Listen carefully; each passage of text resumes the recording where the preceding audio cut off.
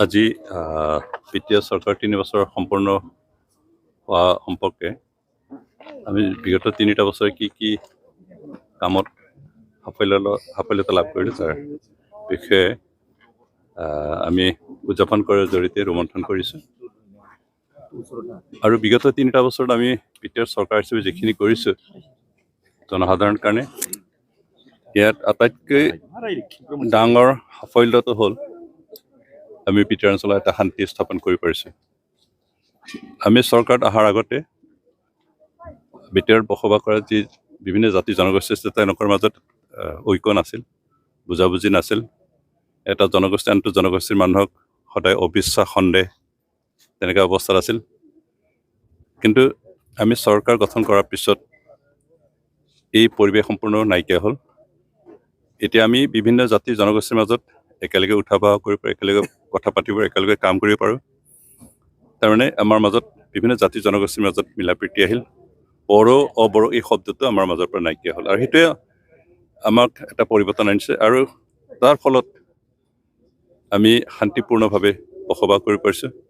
আমাৰ জীৱনৰ আমাৰ সম্পত্তিৰ নিৰাপত্তা আহিছে, আৰু তাৰ ওপৰত ভিত্তি কৰি আমি আমাৰ বিত্তীয়খন আগুৱাই নিবৰ কাৰণে কাম কৰিব পৰা এটা পৰিৱেশ আমি পাইছোঁ।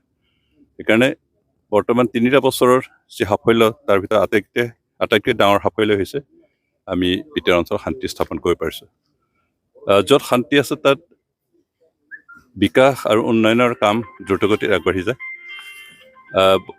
আমাৰ বিভিন্ন বিৰোধী লোকসকলে, বিৰোধী পাৰ্টীয়ে কৈ আছে যে বিত্তীয় চৰকাৰে একো কাম কৰিব পৰা নাই, উন্নয়নৰ একো কাম কৰা নাই। কিন্তু আমি কওঁ যে বিগত 3টা বছৰত আমি প্ৰায় 500 কিলোমিটাৰতকৈ অধিক বেছি ৰাস্তা বনাইছোঁ।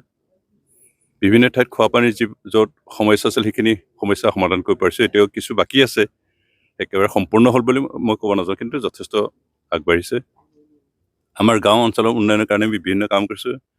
বিশেষকৈ শৈক্ষিক ছ'চিঅ' ইকনমিক ডেভেলপমেণ্ট, বিভিন্ন জাতি জনগোষ্ঠীৰ মাজৰ ঐক্য আৰু ইউনিটি, এই গোটেই কামখিনি যথেষ্ট আমি সাফল্য লাভ কৰিছোঁ। আৰু সেইবোৰৰ ওপৰত ভিত্তি কৰি আমি অহা দিনবিলাকত বিত্তীয় অঞ্চলৰ সকলো দিশতে আগবাঢ়ি যাব পৰা কামত আমি হাত দিম। প্ৰাক্তন NDBৰ যিটো কোনো সংস্থাপন এতিয়াও লাগিছিল আৰ্থিক কাৰ্য পোৱা নাই, তেওঁলোকে প্ৰতিবাদো কৰিছে, কি ক'ব?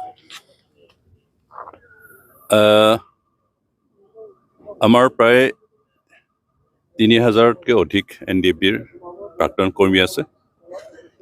ফেৰেংগা গ্ৰুপৰ আছে, আমাৰ ৰঞ্জন ডিমাৰী গ্ৰুপৰ আছে, আৰু আমাৰ NDB প্ৰগ্ৰেছিভ গ্ৰুপৰ আছে। বেছিভাগ কিন্তু ৰিহেবিলিটেশ্যন স্কিম পাই গ'ল। এতিয়া প্ৰগ্ৰেছৰ পৰা মাত্ৰ 219 গৰাকী এতিয়াও বাকী আছে। ফেৰেংগা গ্ৰুপৰ পৰা প্ৰায় 250মান বাকী আছে, আৰু ৰঞ্জন ডিমাৰী গ্ৰুপৰ 100জনমান বাকী আছে। এইখিনি বাকী আছে, সেইখিনি কাম চলি আছে। কাৰণ বহু সময়ত আমাৰ ডাটা দিওঁতে ভুল হৈছিল, সেইখিনি কাৰেকশ্যন কৰোঁতে টাইম লাগিছে, আৰু গোটেইখিনিকে দিয়া হ'ব। আমি চৰকাৰৰ লগত আলোচনা কৰি আছোঁ।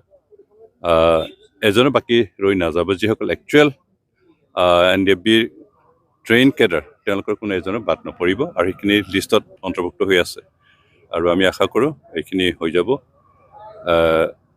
এইখিনি দিওঁতে কিছু সময় লাগে, কাৰণ এটা চৰকাৰৰ কাৰণে এটা সমস্যা সমাধান কৰোঁতে বহু সময় লাগে। আপোনালোকে জানে, আছুৰ যিটো অসম চুক্তি আছিলে 1985ত চুক্তি স্বাক্ষৰ কৰা, কিন্তু তাৰে মেইন যিখিনি দফা আছিলে সেইকেইটা এতিয়াও